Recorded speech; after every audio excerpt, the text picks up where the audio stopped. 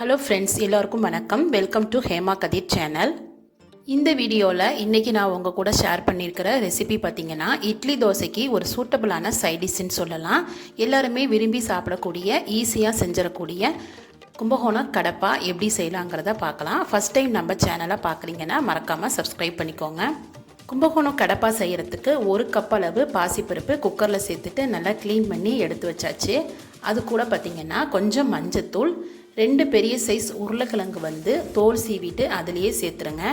உங்களுக்கு தேவையான அளவு பாசிப்பருப்பு சேர்த்துக்கலாம். நான் இன்றைக்கி செய்ய போகிறது ஒரு 5 பேர் சாப்பிட்ற அளவுக்கு பாசிப்பருப்பு எடுத்துருக்கிறேன்.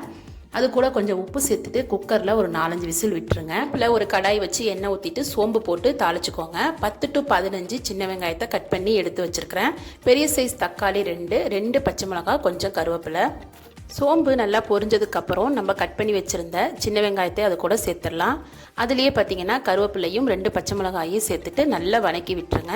வெங்காயம் நல்லா சுருள வணங்கணும். கலர் மாறுற வரைக்கும் நல்லா வதக்கி விட்டுறலாம். வெங்காயத்தை நல்லா கலர் மாறுற வரைக்கும் நல்லா வதக்கி விட்டுருங்க. அப்போ தான் கடப்பா டேஸ்ட்டாக இருக்கும். இப்போ வெங்காயம் நல்லா வதங்கிடுச்சு. நம்ம கட் பண்ணி வச்சுருந்த தக்காளியை கொஞ்சம் கொஞ்சமாக அதில் ஆட் பண்ணிவிட்டு அதையுமே நல்லா வதக்கி விட்டுருங்க.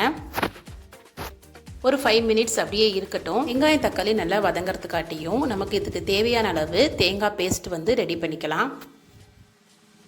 4 ஸ்பூன் அளவுக்கு தேங்காய் துருவல் எடுத்துக்கோங்க. அதில் 4 பச்சை மிளகாய், 1 துண்டு இஞ்சி, 4-5 பல்லு பூண்டு, 1 ஸ்பூன் அளவு பொட்டுக்கடலை, 1/2 ஸ்பூன் அளவுக்கு சோம்பு சேர்த்துட்டு இது மிக்ஸி ஜாரில் சேர்த்து நல்லா நைஸாக அரைச்சிக்கோங்க.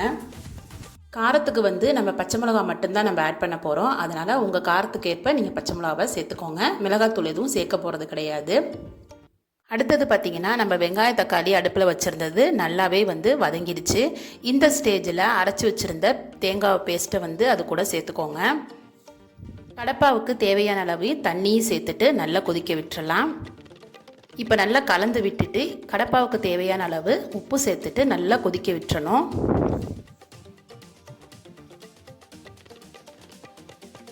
உப்பு சேர்த்ததுக்கப்புறம் ஒரு 10 நிமிஷம் அப்படியே நல்லா கொதி வரட்டும். இந்த மாதிரி கொதி வந்ததுக்கப்புறம் அதில் உள்ள பச்சை வாடை எல்லாமே போயிடும். நம்ம வேர்க்கனையே இப்போ நம்ம வேக வச்சுருந்த பாசிப்பருப்பு உருளைக்கிழங்கையும் மத்து வச்சு இந்த மாதிரி நல்லா கடைஞ்சிக்கோங்க. குலைவாக கடைஞ்சி வச்சுட்ட பாசிப்பருப்பையும் உருளைக்கிழங்கையும் இப்போ அது கூட சேர்த்துட்டு ஒரு 10 மினிட்ஸ் அப்படியே மூடி போட்டு மூடி வச்சுருங்க. வேக வச்ச பாசிப்பருப்பு உருளைக்கிழங்கும் பார்த்திங்கன்னா நம்ம லாஸ்ட்டாக தான் சேர்க்கணும். அப்போ தான் அதோட டேஸ்ட் நல்லாயிருக்கும். நம்ம பாசிப்பருப்பு ஊற்றுனதுக்கப்புறம் ரொம்ப நேரம் கொதி விட வேண்டிய அவசியம் இல்லை. இந்த நல்ல குலைவான ஒரு பதம் வந்ததுக்கப்புறம் நம்ம ஸ்டவ்வை ஆஃப் பண்ணிக்கலாம். மஞ்சத்தூள் உருளைக்கிழங்கு வேக வைக்கும் போதே நம்ம ஆட் பண்ணியாச்சு. அதனால் நீங்கள் எந்தவித மஞ்சத்தூளோ மிளகாத்தூளோ சேர்க்க வேண்டிய அவசியம் இல்லை. இந்த ஸ்டேஜில் பார்த்திங்கன்னா கும்பகோணம் கடப்பா இப்போ ரெடி ஆகிடுச்சு. ஒரு திக்கான கன்சிஸ்டன்சி வந்ததுக்கப்புறம் நம்ம ஸ்டவ்வை ஆஃப் பண்ணிவிட்டு அதில் கொத்தமல்லி தழைகளை தூவிட்டோம்னா இப்போ கடப்பா ரெடி ஆகிடுச்சு. மிளகாய் தூள் எதுவும் சேர்க்காதனால காரம் கம்மியாக தான் இருக்கும். அதனால் குழந்தைங்களும் பார்த்திங்கன்னா நல்லா விருப்பமாகவே இதை விரும்பி சாப்பிடுவாங்க. இப்போ கும்பகோணம் கடப்பா ரெடி ஆகிடுச்சு. இட்லி தோசைக்கு மட்டும் இல்லைங்க, இடியாப்பத்து கூட வச்சு சாப்பிட்றதுக்கு இது நல்லாயிருக்கும்.